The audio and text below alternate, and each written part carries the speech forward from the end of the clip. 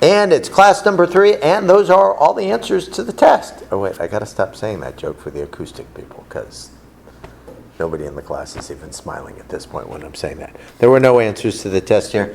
For today's class, we're going to be going over new information and then reviewing for the test you'll have on Tuesday. For those of you on the acoustic version of the class, can the class describe what I asked you to basically do here? And for the people in the online version of the class, what 3 steps were actually done here? Kate, what did I have people do first?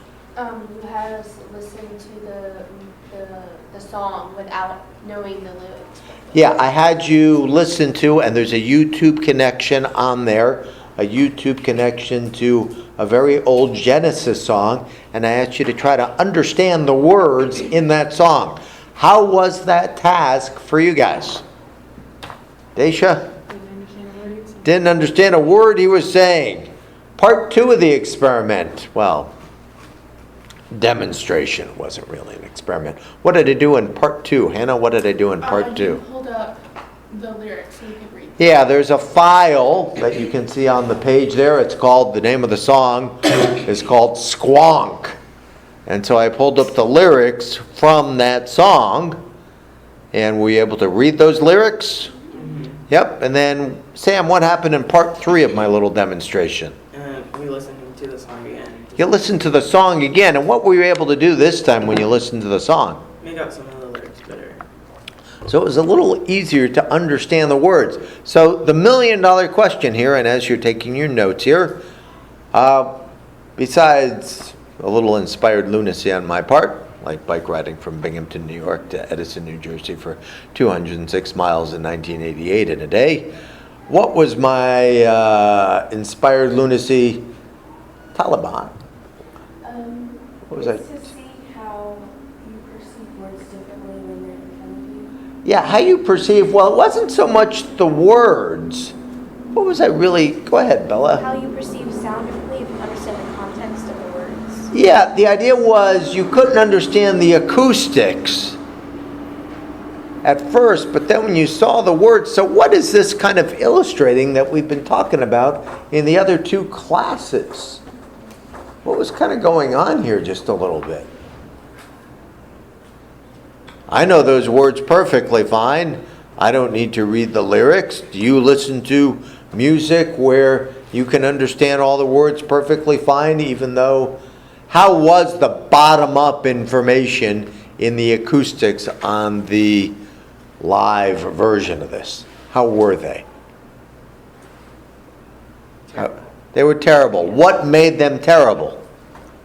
It just sounded like a bunch of garbled sounds. Garbled sounds, but give that to me in speech terms. What kind of speech terms? Like we couldn't make out the individual letters of the words. So you couldn't really segment things very well. But what was so difficult about the bottom-up processing there? What made it so difficult? Kate, what made it so difficult there?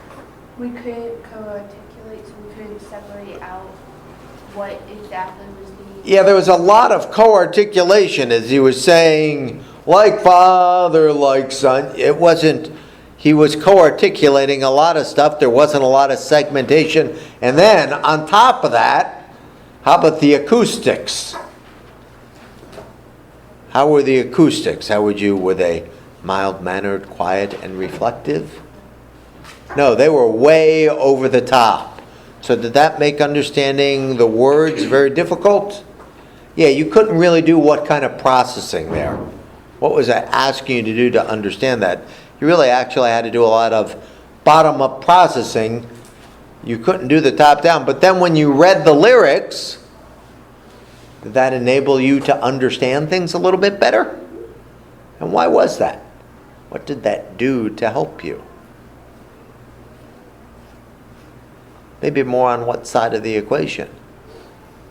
Maybe more on the top down, that if you knew what he was going to say before he said it, kind of the bottom up and top down model. So do you guys listen to music sometimes and your friends are like, what the heck are they talking about? But you're like, oh, can't you figure that out?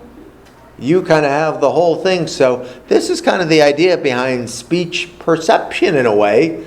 that it is a very difficult task. We talked about foreign language, but the Genesis song kind of came to my mind at 7 in the morning, and so I was driving up here. I said, I wonder if I could do this in class. So I was here at 7:30 and plugging things in, seeing if I could get it to go live. So with that being stated, let's move on to kind of the main content of today's class, which is the idea. Now we're going to be talking more. Last class, what did we talk about? Reading research. Today we're going to kind of get into the micro elements of speech. We did talk generally about speech perception and some of the general theories of it, but what I would like you to do, as a little favor to me, is I would like you to say the letter B. Say the letter B for me. B, and I'd like you to say the letter P to me. P. So the next thing I'd like you to do is take your hand, put it on your vocal tract, say the letter B, and then say the letter P. So that's kind of an interesting little thing, and that's kind of the start of our class today. What was the difference between B and P there? Was there kind of a subtle difference in the B and the P? What happened for the letter P?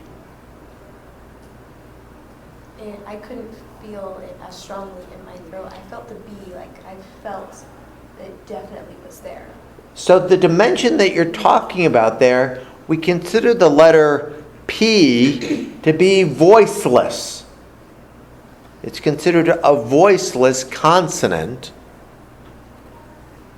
B is considered voiced. So we have voice and voiceless.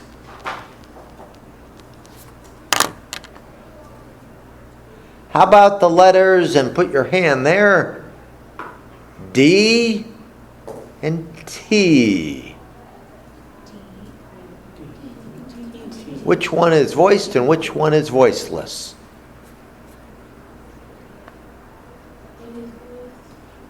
D is voiced.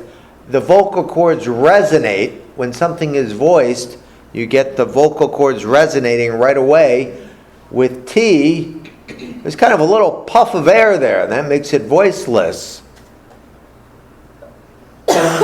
which is kind of interesting. So this is if we're talking about an individual letter, what is that called in speech? Phoneme? A phoneme. We're talking about a phoneme here. And so it's very interesting what you can actually do with things. So in the old acoustic experiments that I took part in, what you could actually do is you could take the physical world of the P, and guess what you could start doing with it? You got that little chunk of maybe 20 or 30 milliseconds of air before it. You could give maybe 80 milliseconds of air if you want to write it down. And you could ask people, how do you perceive that sound? Which one were we working with first? It was B and P. We'll work with the B-P continuum. And if you put 80 milliseconds of air on the sound, how will people perceive it? As a B. Say again? Like we put 80 milliseconds on the P. Well, you take that stimulus and you put 80 milliseconds of air on it, they'll perceive it as what letter?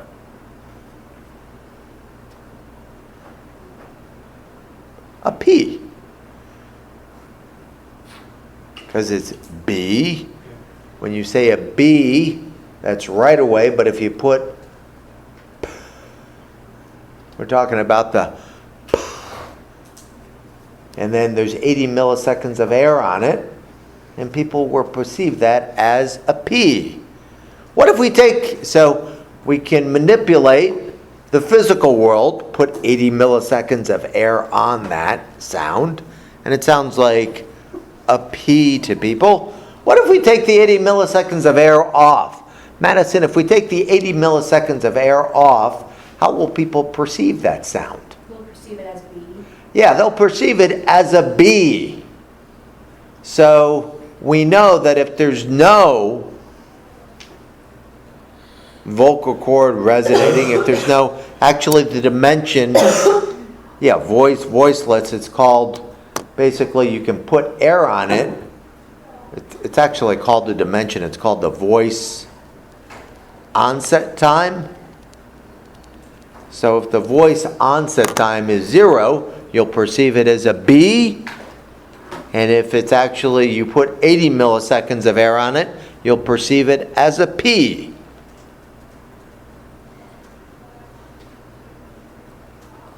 Now, if you're studying in the world of speech, what do you think speech researchers like to do with subjects when they run experiments? Do you think they just like to give 0 milliseconds of air and 80 milliseconds? What would you want to do? You want to do like 20, 30, 40. Yeah, you want to kind of add little bits of air on and see what happens to perception. So in these experiments that I'm going to describe for you, you basically take first the 0 millisecond, and people say, oh, that's a B. Then you put 20 milliseconds of air on it, and then 40, and then 60, and then 80. At 80, it's a P. And you would think that what would happen in experiments where you put just little more bits of air? How would people perceive that? Let's say you played it 10 times, each one of them. 0, you played that stimulus 10 times, then you put 20 milliseconds of air, 40, and you played that out 10 times, you said B or P. What do you think you would probably see as you added the air on?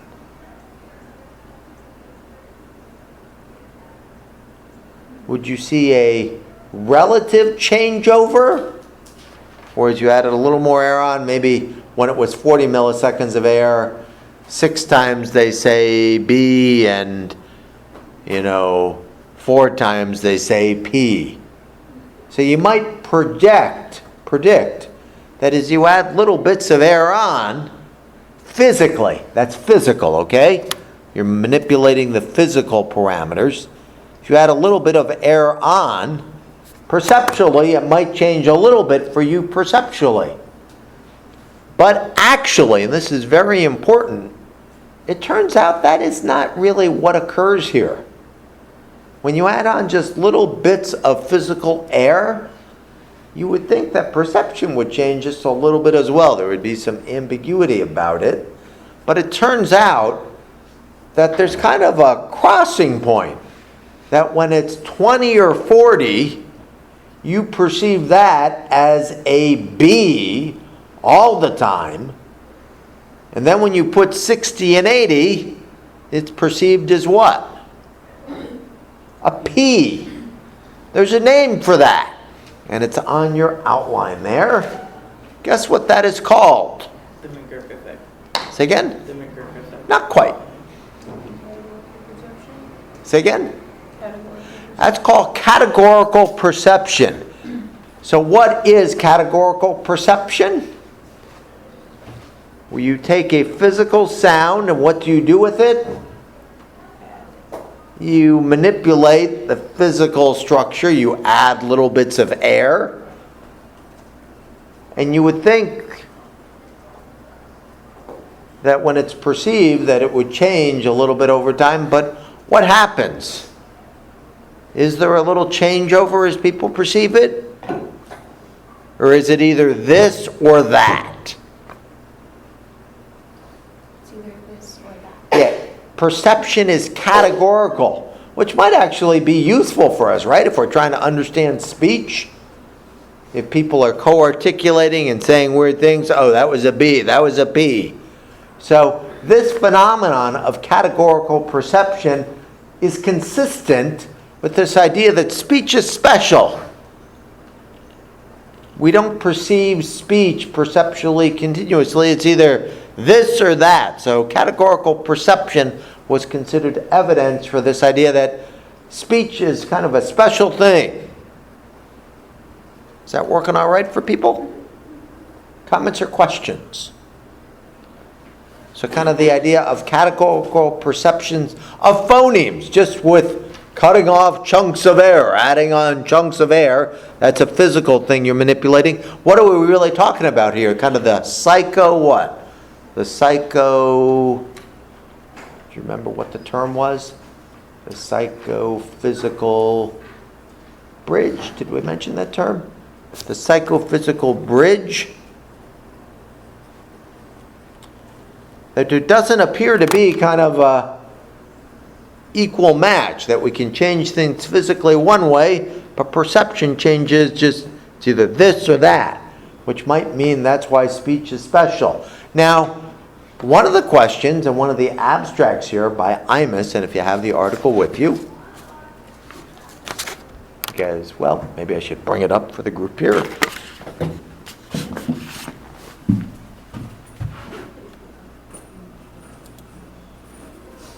Very interesting situation here. Let me just pull up the abstract.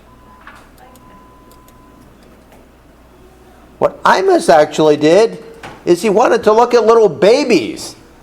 Now you guys, for your answers, what did you do for me when I asked you? What was the question I asked you? What was my perceptual question to you?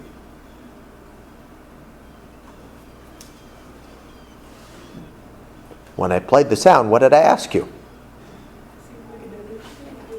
Say again? See if we can understand it. Well, not just understand it, but see, I asked you what specific question. Was it a... Yeah, I asked you that question. Could you do that with a 1 to 4 month old infant?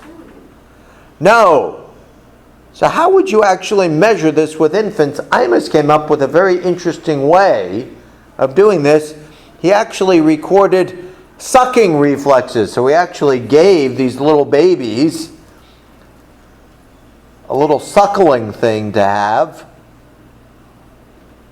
And he would measure the suckling response they would have to these little sucking responses when he did things. And it was very interesting. If you look at the abstract, it kind of matches up with what we're talking about here. They manipulated, and you can see the words in the article here, the phonemic distinctions. So they kind of did the voiceless thing, B and P and so forth. And when they did this to little babies, if I played a 20 millisecond sound out to a baby, after I played it a bunch of times, what would a baby do? They would start habituating. What do you think would start happening to their suckling response or their sucking response here? So I play a 20 millisecond sound out to a baby 10 times. What would start happening to the sucking there?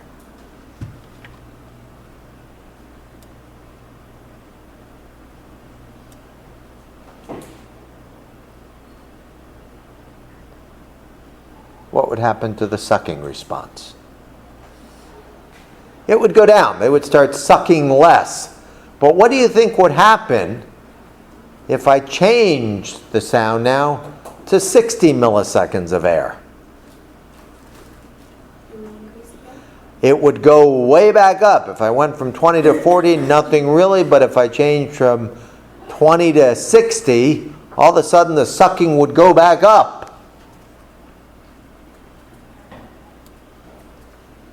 So why is this published in such a prestigious journal as Science? What does this show about little babies? They have what? Perceptual abilities of speech. Perceptual abilities of speech, but specifically, what is this perceptual skill called? They actually have. Categorical perception. Yeah, even little babies perceive speech sounds categorically. Does that kind of help bolster the speech is special idea? Yeah, even little babies can do this. It's not just adults, but little babies can do this. So you should know what categorical perception is. You should know the Imus study in Science, how it's demonstrated in little babies here. Do you guys have any comments or questions about this? This is kind of the microscopic world of speech perception for you. Comments or questions? Does this make sense? Okay, we'll stop the recording here.